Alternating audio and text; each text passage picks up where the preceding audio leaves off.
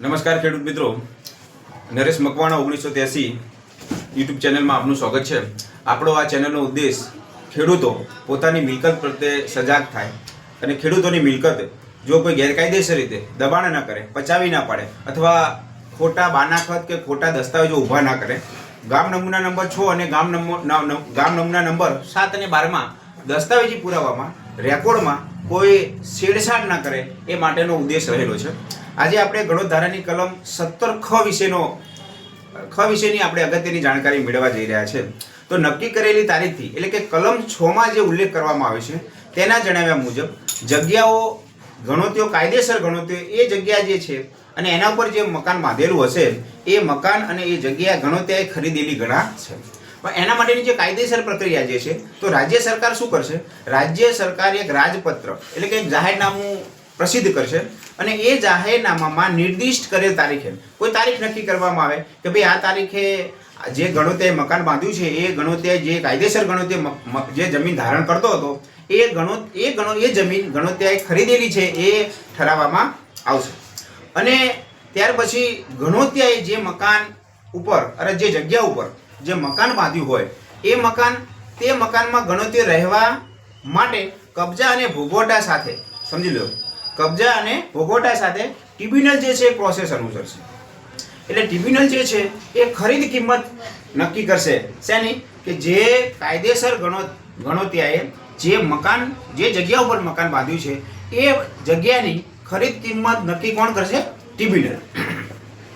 ત્યાર પછીની આગળની જે પ્રોસેસ જે છે ટ્રિબ્યુનલે જે ફરજ બજાવવાની છે તો જે ગામમાં આવી જગ્યાઓ રહેલી હોય તે ગામમાં જઈ અને ટ્રિબ્યુનલ શું કરશે? ટ્રિબ્યુનલનો અધિકારી જઈ અને એક નોટિસ પ્રસિદ્ધ કરશે.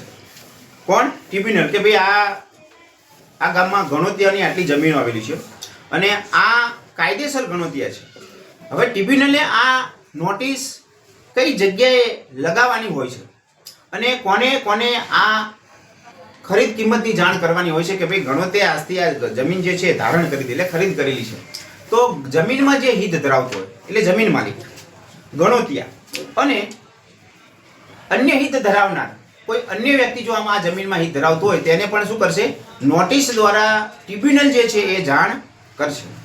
હવે જાણ કરી હોય ટ્રિબ્યુનલે અને આ કદાચ કોઈ એમ કે મને તો કંઈ ખબર જ નથી, તો ટ્રિબ્યુનલે જે ગામમાં આવી જમીનો આવેલી હોય એ ગામની સરકારી ચાવડી હોય અથવા જ્યાં સાર્વજનિક જગ્યા હોય ત્યાં લોકો ઉઠતા બેઠતા હોય ગામના લોકો, અને એવી નોટિસ બોર્ડ ઉપર આ નોટિસ ચોંટાડવામાં આવશે, લગાવવામાં આવશે કે ભાઈ ફલાણા ગણોતિયાએ કાયદેસર ગણોતની જમીન ઉપર મકાન બાંધેલ છે અને એટલા માટે ટ્રિબ્યુનલ જે છે એને ખરીદ કિંમત નક્કી કરીને અને એને આ જમીન ફાળવવામાં આવે છે, આ જગ્યા ફાળવવામાં આવે છે. હવે એ પહેલા જે પ્રોસેસ જે છે શું કરવાની હોય છે? તો મૂળ જમીન માલિક, ગણોતિયો અને અન્ય હિત ધરાવનાર કોઈ પણ વ્યક્તિ હોય તેઓને ટ્રિબ્યુનલ પોતાની સમક્ષ હાજર થવા માટે અથવા એમને રજૂઆત કરવા માટે, એને કહેવાય છે કુદરતી ન્યાયનો સિદ્ધાંત. જો કોઈ પણ જમીન માલિકનું, ગણોતિયાનું અથવા અન્ય કોઈ વ્યક્તિનું આ જમીન ઉપર હિત રહેલું હોય તો ટ્રિબ્યુનલની ફરજ બને છે કે ટ્રિબ્યુનલ જે છે એમને એક નોટિસ આપશે કે ભાઈ તમે જો આ જમીનમાં કંઈ કહેવા માંગતા હોય તો તમે ટ્રિબ્યુનલ આગળ રજૂ કરી શકો છો. પણ આ બધી પ્રોસેસ જમીન માલિકને કંઈ કરવાની હોતી નથી. જમીન માલિકને જમીનના જે કિંમત ઠરાવવામાં પણ એનો અધિકાર આ ગણોત ધારામાં છે નહીં. આ બધી જ પ્રોસેસ ટ્રિબ્યુનલ કરી શકે છે.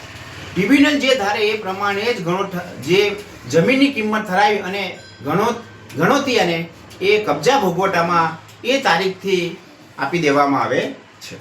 તો આશા રાખું છું કે મિત્રો આ વિડીયો તમને ખૂબ જ ઉપયોગી નીવડ્યો હશે.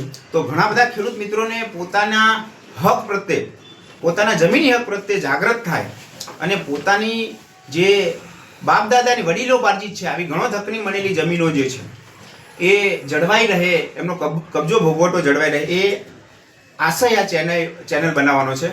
તો ચેનલને સબસ્ક્રાઇબ કરવું ભૂલશો નહીં. ચેનલનું નામ છે નરેશ મકવાણા 1983. વિડીયો જો ગમે હોય તો લાઈક કરજો અને તમારા ઘણા બધા ખેડૂત મિત્રોને આ શેર કરજો, જેથી ખેડૂતના જમીન પરના જે અધિકારો જે છે એ જળવાઈ રહે. જય જવાન, જય કિસાન.